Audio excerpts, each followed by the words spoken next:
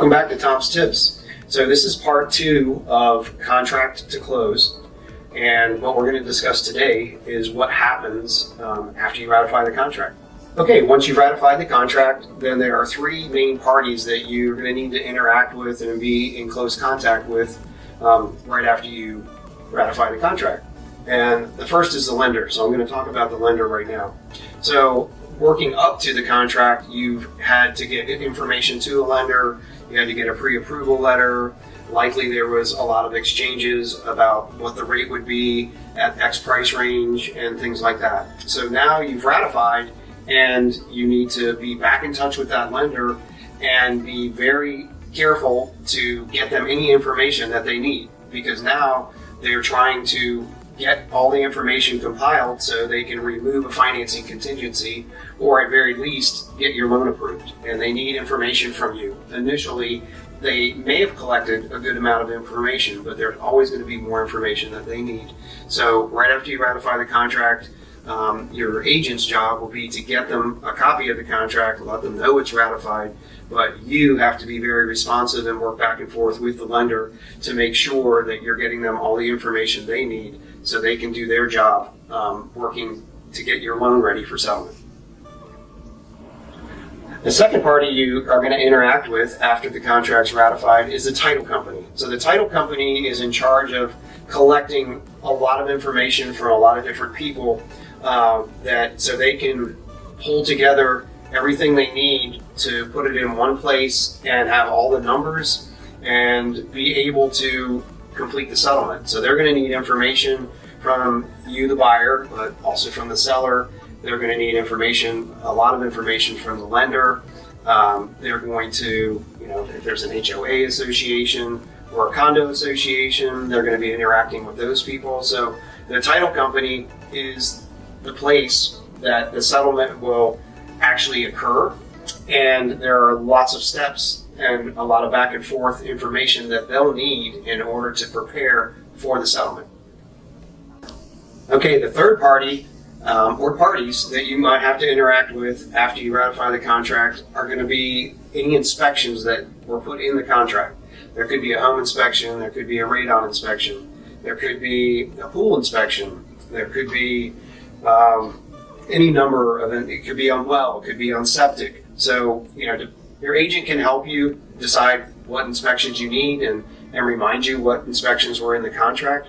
But you'll have to set up those inspections because there'll be deadlines that were put in your contract that have to be met. So each inspector, or maybe there's one inspector that can do the home inspection and the radon, and that's all you have.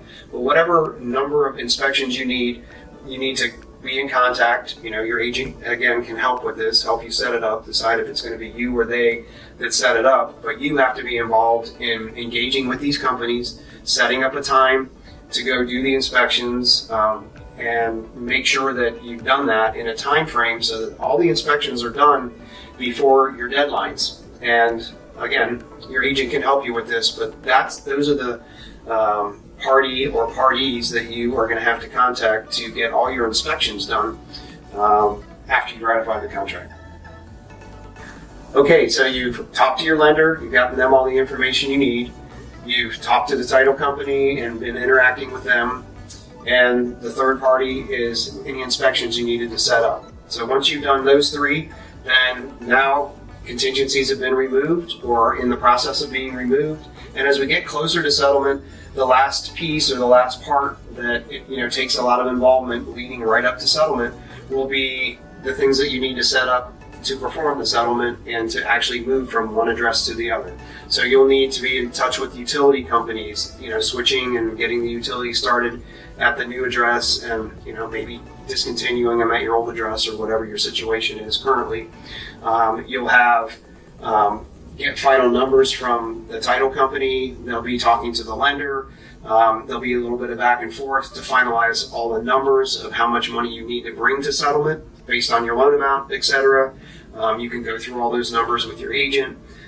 There's going to be last minute things from the lender that they're going to, 2 to 3 days before settlement, that they're going to, rerun your credit. They're going to, review, and what they basically will do is give you a clear to close, meaning that everything is clear to close. All you need to do is show up on settlement date and sign for your loan. So they'll be back and forth, with that lender in the last final days, making sure there's nothing else they need to give you the clear to close. And then we'll have to set up a walkthrough for you to walk through the property before you go to sign, either the night before, sometimes 2 nights before. Oftentimes it's on your way to settlement. You'll go through and you'll walk through the property, make sure it's in the same condition as when you put the contract on it. And that's pretty much it.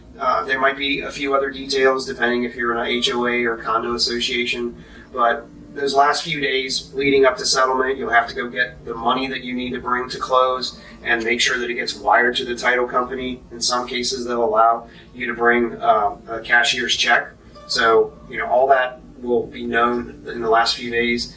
And, that pretty much should wrap up your happy settlement.